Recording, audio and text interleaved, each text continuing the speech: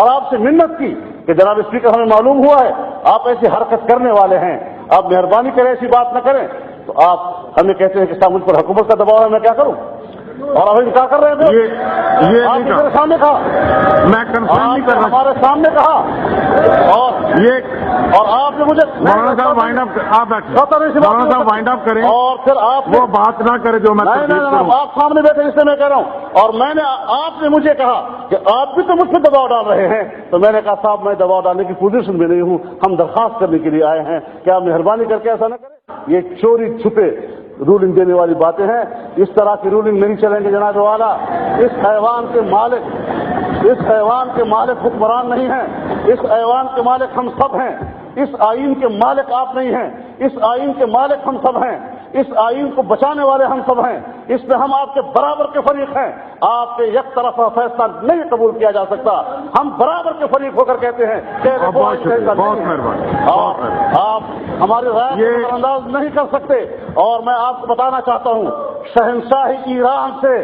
زیادہ وفادار اس خطے میں امریکہ کا کوئی نہیں رہا ہے، اگر امریکہ شہنشاہ ایران جیسے وفادار کو نہیں بچا سکا تو وہ جنگ مشرف کو بھی نہیں بچا سکتا، اس بات کا خیال رکھنا چاہیے،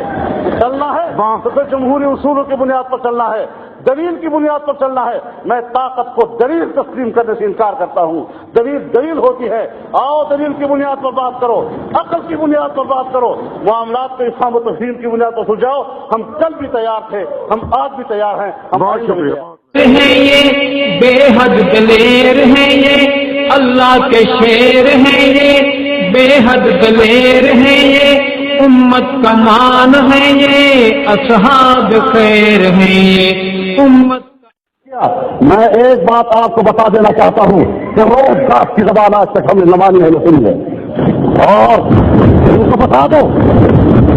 ان حکمرانوں کو اور اس بینچ پر بیٹھے ہوئے وزراء کو بتا دو،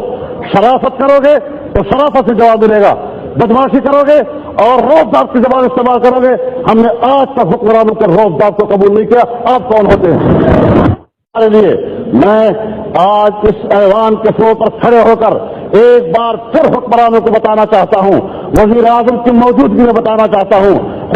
منسٹروں کی موجودگی میں بتانا چاہتا ہوں کہ اگر آپ نے پاکستان کی سرزمین پر نوجوان لڑکوں اور لڑکیوں کو اس فحاشی اور عریانی کے ماحول میں پھر آزادانہ طور پر دوڑ لگانے کی کوشش کی تو ہم عوام کی قوت سے اس کا راستہ روکیں گے اور ہم بتائیں گے کہ کس طرح یہ بدماشی ملک چلتی ہے۔ ہم حکمرانوں کو اپنی بچیوں کی عزت سے کھیلنے کی اجازت نہیں دے، ان کا منصب تو عطا کر دیا، لیکن اگر تھوڑی سی عقل بھی عطا کرنے سے تو بہتر ہو۔ یہ میں عادت چاہ رہا ہوں، عقل میں دوں گا انشاءاللہ۔ دیکھیے اس کا پرسنل باتیں ہو جاتی دیکھیے بات صحیح ہے، مہربانی آپ کے یونیورسٹیوں میں مظاہرے ہوتے ہیں، اسٹوڈنٹ کوئی کسی ضلع کا ہوتا ہے، کر بھی ہے، اسٹوڈنٹ کوئی کسی ضلع کا ہوتا ہے، کوئی کسی صوبے کا ہوتا ہے، کوئی کچھ شہر کا ہوتا ہے، ایک ہی ادارے میں وہ پڑھ رہے ہوتے ہیں، وطن ان سے مختلف ہوتے ہیں، اسے یہ کہا جاتا ہے کہ یہ ہنگامے کے لیے دور دور علاقوں سے لائے گئے تھے۔ جو لسٹ انہوں نے پیش کی ہے یہ تو اس مدرسے کے طالب علم ہیں جو وہاں پڑھ رہے ہیں، اور جو مامن کے بھی ہو سکتے ہیں، دیر خان کے بھی ہو سکتے ہیں، وزیرستان کے بھی ہو سکتے ہیں، بلوچستان کے بھی ہو سکتے ہیں، 4 کے بھی ہو سکتے ہیں، اور خود مولانا قاضی حمید اللہ صاحب وہ تو 4 کے رہنے والے ہیں۔ پھر یہ بھی کہیں کہ یہ وہاں پر ہنگامہ کرنے کے لیے گجرا والے گئے تھے جن کے 40 سال وہاں گزر گئے۔ تو بنیادی بات یہ ہے کہ اس قسم کی رپورٹیں پیش کی جائیں جس کو عقل بھی کم از کم تسلیم کرے،